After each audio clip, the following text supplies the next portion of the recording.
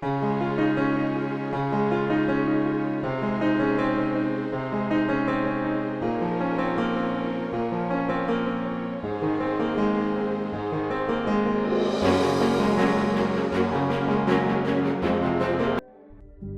morning and good evening.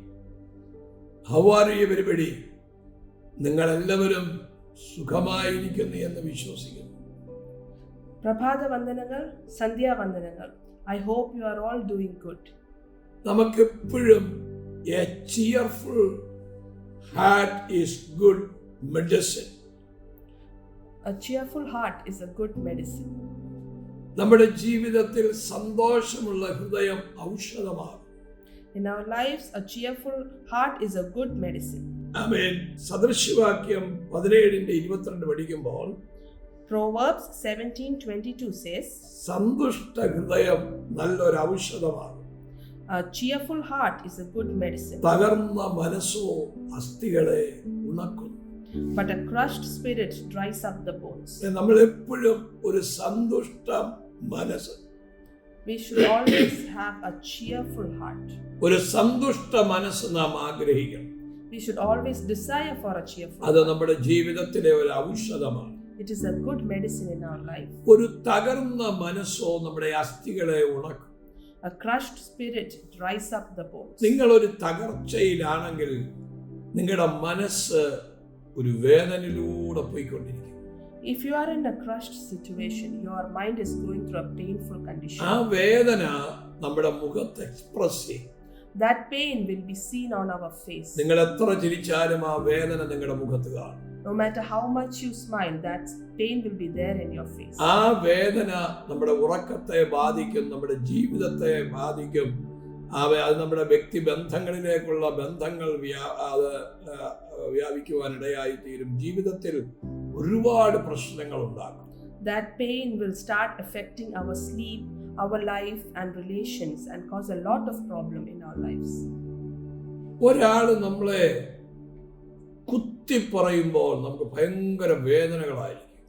If someone hurts us with their words, it is very painful. ആ വേദന നമ്മളെ ഡിപ്രഷനിലേക്ക് കൊണ്ടുപോകും. That pain leads us to depression. നമ്മുടെ ജീവിതത്തിലെ പ്രശ്നങ്ങൾ വരുമ്പോൾ When problems come in our lives, യഹോവയുടെ നാമം ബലമുള്ള ഗോപുരമാണ്. the word of the Lord is the temple. നീതിമാൻ അതിലേക്ക് ഓടിച്ചെന്ന് അഭയം പ്രാപിക്കും. It is the pillar and the wise will go over it and take refuge in it. The name of the Lord is a strong tower. യഹോവയുടെ നാമം ബലമുള്ള ഒരു ഗോപുരമാണ്. The name of the Lord is a strong tower. നാം ദൈവസന്നിധിയിൽ വരുമ്പോൾ When we come in the presence of the Lord, നമുക്ക് സമാധാനവും സന്തോഷവും സൗഖ്യമില്ലാത്ത ജീവിതത്തിൽ നിന്ന് ഒരു സന്തുഷ്ട ഹൃദയം നമുക്ക് ലഭിക്കുവാനിടയായിത്തീരും. when we come to the presence of the Lord, we receive peace and a happy life. ദൈവത്തിന്റെ ഭയങ്കര സമാധാനം നമ്മളിലേക്ക് വരും. The peace of the Lord will come into our lives. ഈ സന്തുഷ്ട ഹൃദയമില്ലാത്തവർക്ക് ദൈവം ഒരു സന്തുഷ്ട ഹൃദയം തരാമോ? Those who do not have a cheerful heart, God is going to give you a cheerful. നിങ്ങൾ ഏത് വിഷയത്തിലാണ് ഭാരപ്പെടുന്നത്? Whatever problems you are going ആ through, വിഷയവുമായി നിങ്ങൾ യേശുവിന്റെ അടുത്തേക്ക് വരിക. take that up to the Lord Jesus. ആ യേശു നിങ്ങൾക്ക് വേണ്ടി അത്ഭുതങ്ങൾ ചെയ്യും. God will do miracles for you. യേശു തന്റെ മിനിസ്ട്രിയിൽ തകർന്നവരെയും ഉടഞ്ഞവരെയും ദരിദ്രരെയും രോഗിയെയും ഒക്കെ ആശ്വസിപ്പിക്കുമായിരുന്നു. The God comforts the broken, the sick, and all those who come to him with problems. ഒരു പാപിനിയായ സ്ത്രീയെ യേശു കണ്ടു സംസാരിച്ചു കഴിഞ്ഞപ്പോൾ പറഞ്ഞു, ഇനിയും നീ പാപം ദരിദ്രരെയും രോഗിയെയും ഒക്കെ ആശ്വസിപ്പിക്കുമായിരുന്നു. The God comforts the broken, the sick, and all those who come to him with problems. ഒരു പാപിനിയായ സ്ത്രീയെ യേശു കണ്ടു സംസാരിച്ചു കഴിഞ്ഞപ്പോൾ പറഞ്ഞു, ഇനിയും നീ പാപം ചെയ്യരുത്. When Lord met a sinful woman, he told him, do not go to sin again. ആ സ്ത്രീ ഒരു പട്ടണം മുഴുവൻ വിടുവിക്കാനിടയായി.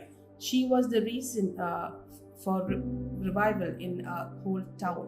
കർത്താവിന്റെ ശുശ്രൂഷയിൽ നാം ആയിരിക്കുമ്പോൾ When we are in the service of the Lord Jesus, ഒരു സന്തുഷ്ട ഹൃദയത്തിലേക്ക് നാം എൻ്റർ ചെയ്യുകയാണ്. we should enter a cheerful heart. എന്നാൽ ഒരുപാട് പ്രശ്നങ്ങൾ വരാം, ആ പ്രശ്നങ്ങൾ വരുമ്പോൾ ഓർത്തോണം, കർത്താവ് നിങ്ങളുടെ കൂടെയുണ്ട്. നിങ്ങളുടെ ജീവിതത്തിൽ സകലത്തിലും ഒരു പ്രമോഷൻ ലഭിക്കാൻ പോവുകയാണ്.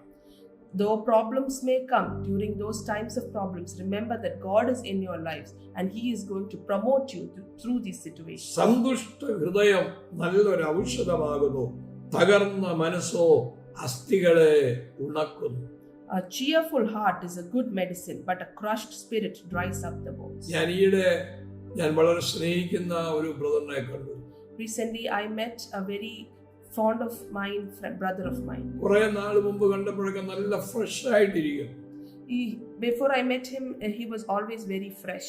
എന്നാൽ ഈ സമയം കണ്ടപ്പോൾ മുഖമെല്ലാം വാടി, ശരീരമെല്ലാം ക്ഷീണിച്ചിരിക്കും. But recently when I met him, he looked very weak. ഞാൻ ചോദിച്ചു, എക്സസൈസ് ചെയ്ത് ശരീരത്തിന്റെ വണ്ണമൊക്കെ കുറച്ചതാണോ എന്ന് ചോദിച്ചു. I asked him, did you lose weight by exercising? അദ്ദേഹത്തിന്റെ കണ്ണ് നിറഞ്ഞു. His eyes filled up. എന്നോട് പറഞ്ഞു, ഞാനിപ്പോൾ ഒരു വലിയ രോഗബാധിതനായിരിക്കും. I have become ill by a disease. അതോർത്ത് വ്യാകുലതകളാണ്. Because of that, I'm always worried. ആ രോഗം തന്നെ ഒരു വറീഡിലേക്ക് കൊണ്ടുപോയി, ഒരു നിരാശയിലേക്ക് കൊണ്ടുപോയി. That disease has taken him to become always worried and in a depressive state. ഞാൻ അദ്ദേഹത്തിന് വേണ്ടി പ്രാർത്ഥിച്ചു. I prayed for him. അദ്ദേഹം പോയി. He left. 2 ദിവസം കഴിഞ്ഞപ്പോൾ എന്നെ വിളിച്ചു. He called me after 2 days. പക്ഷേ ഇപ്പൊ എനിക്ക് ഒരു നല്ല ഹോപ്പ് ഉണ്ട്, ഒരു ധൈര്യം കിട്ടിയത്. Pastor, now I have a hope. I feel encouraged. അടുത്ത പ്രാവശ്യം ഞാൻ ചെക്കപ്പ് ചെയ്യുമ്പോൾ, next time when I check up, ഇനി ഈ രോഗം കാണുകയില്ല. this disease will not be. ഇപ്പോൾ എന്റെ മനസ്സിൽ നിന്ന് ആ രോഗചിന്തയെ പോയി. Now that disease has gone from my mind. ഇപ്പോൾ എനിക്കൊരു ഹോപ്പ്, ഒരു പ്രതീക്ഷ കിട്ടിയിരിക്കുന്നു. Now I have a hope in life. നിങ്ങളുടെ ജീവിതത്തിൽ, in your lives, നാം എപ്പോഴും ഓർക്കണം, കർത്താവ് നമ്മുടെ കൂടെ. We should always remember that Jesus is with us. അവൻ നമ്മെ കൈവിടുകയില്ല. He will not leave us. അവൻ നമ്മെ ഉപേക്ഷിക്കുകയില്ല. He will not forsake us. നിങ്ങളുടെ ഏത് തീച്ചുളയുടെ നടുവിലും അവൻ നിങ്ങളുടെ നടുവിൽ ഇറങ്ങി വരും. Whatever crisis you are going through, he will be in middle of it. ദാനിയേലിന്റെ ജീവിതത്തിലെ തീച്ചുളയുടെ നടുവിലും സിംഹക്കുഴിയുടെ നടുവിലും കർത്താവിന്റെ കരം കൂടെയിരുന്നു. In all the crises of Daniel and in the lion's den, Jesus. നിങ്ങളെ തീച്ചുളയിലൂടെ ദൈവം വിടുമ്പോൾ, when God takes you through the fire, ഒരു പൊന്നുപോലെ നിങ്ങൾ പുറത്തു വരും.